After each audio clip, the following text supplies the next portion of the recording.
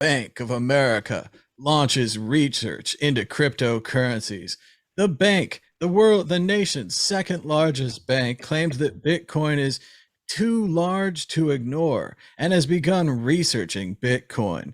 They believe that crypto based digital assets could form an entirely new asset class, the analyst said, adding that Bitcoin is important with a market value of $900 billion. But the digital asset ecosystem is so much more. Tokens that act like operating systems, decentralized applications without middlemen, stablecoins pegged to fiat currencies, central bank digital currencies to replace national currencies, and non fungible tokens, enabling connections between creators and fans. We've talked about it many times on this show, with myself predicting over and over again that once Bank of America adopts Bitcoin, the others will follow. Ben Ark, have the banks broken?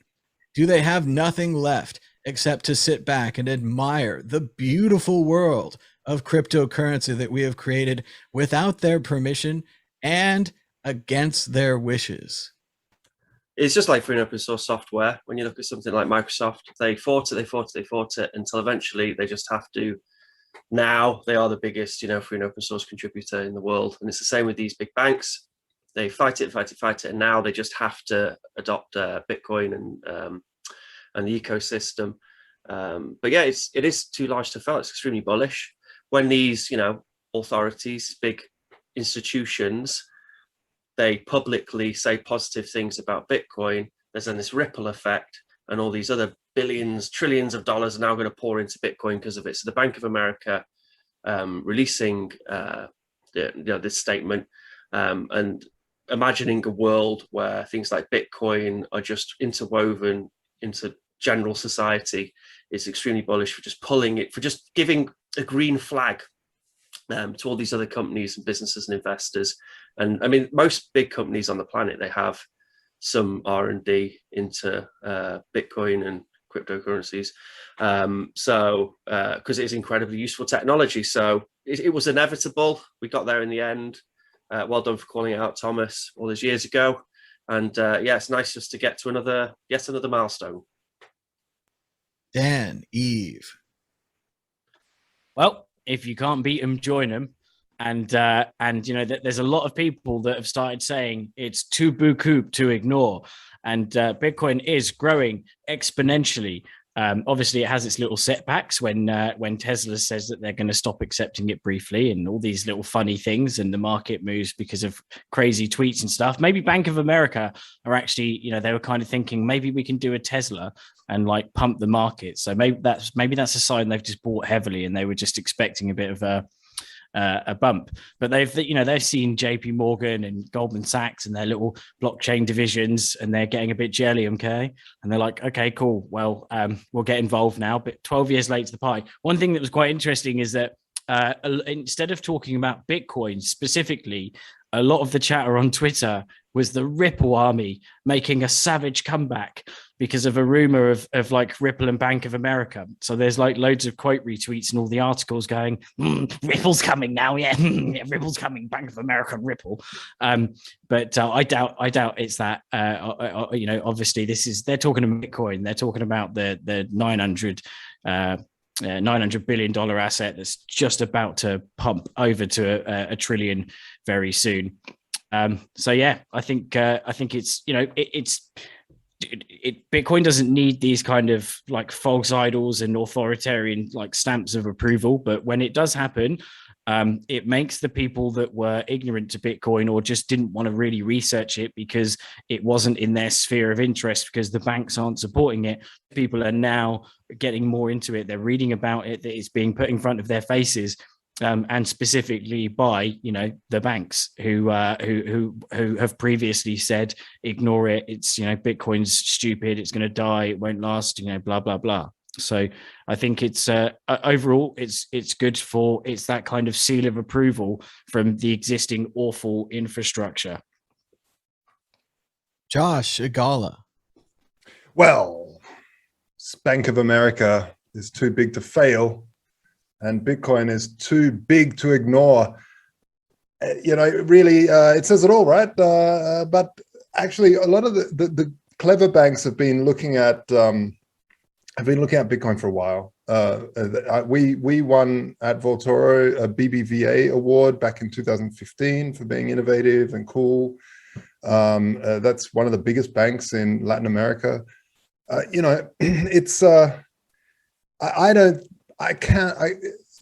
the whole article just reads like a ridiculous farce that they're now giving this sort of like glowing review. Meanwhile, for the years, so many people have had their Bank of America accounts closed because they dared put some money into an asset that is, some math.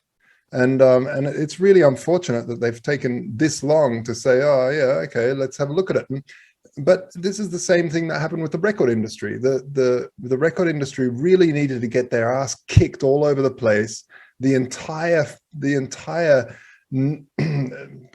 monopoly, let's say. I mean, it was probably a duopoly, but the entire sort of ridiculous system that they had built up over years, where you would have to buy an entire album because you liked one song, and they controlled and really abused the artists for years. And this is the same sort of thing. They had to get their ass absolutely handed to them before they went, okay, internet, you win. Let's relook at our model and try to work something out. And it was only because Apple came along and went, we've got this new thing called the iPod, and we're going to put millions of songs, and you are going to sell them for 99 cents each. And they're like, no. And eventually they went and did it, because you cannot, when the internet comes for your industry, you can't just ignore it. And this is the funny thing about, that headline is like, it's become too big to ignore. Like what?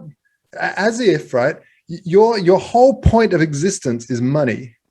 A new money technology comes out and you ignore it for 12 freaking years. That just shows to me how absolutely inept the banking industry is globally. And so, yeah, put that in your pipe and smoke it. Well, and we heard stories about this too, Josh, from people that worked inside of banks. A friend of mine worked at PayPal, and they said they did a huge project about cryptocurrency, and it was all ready to go, and they did the marketing, and they did all the multiple layers of the thing. And then the bank said, just put it on the shelf, and then they wait and they wait. And I'm sure this happened at many other banks as well, where many people working there saw what we could see from the outside, and they were silenced. And the official report of all these banks was, crypto is poison, crypto will destroy your account, crypto is the end of everything. And I agree with go ahead, Josh. Yeah, and actually, if you look at the statistics for PayPal, ever since they launched cryptocurrencies, their app usage, like eyeballs in apps, has gone up so much that it makes what it used to be like this, and now it's like, because people are so obsessed with the price, they're like, oh, I wonder what my Bitcoin's worth today, open the PayPal app. And that never happened. They would open the PayPal app only when they needed to pay someone, or when they needed to, actually use it. Now they're looking at it to check the price and to check their value. So it's definitely been worthwhile for PayPal, and it'll definitely be worthwhile for Bank of America. I agree. It's completely transformational, and it's also obvious. Everyone that's into cryptocurrency knows that as soon as you buy in, you put your $100 in, you change from being a person who's spectating and observing cryptocurrency to a person who has skin in the game. If it's $120, you're excited. If it's $80, you're kind of freaking out. If it's $20, you're really freaking out. And this happens to everyone at different evaluations up and down the line. And now it's happening to these banks. So I want to echo the panel here. I want to say that, yeah, who cares about these banks? I wouldn't let them install Windows on my laptop, but their recommendation is huge. There's lots of people who wouldn't try cryptocurrency who are now like, I guess Bank of America's into it. And they just follow whatever's new in the magazine. They do whatever the new monthly magazine says. And the new magazine says, cryptocurrency, DeFi, D-apps, central bank currencies, and even NFTs. So the bank's gone from being, old fuddy-duddy to being very hip very quickly. So it is only a matter of time probably before they offer other services. And it's just amazing to see how far we've gone from a maniac in a Mad Hatter hat talking about Bitcoin to Bank of America saying Bitcoin is important.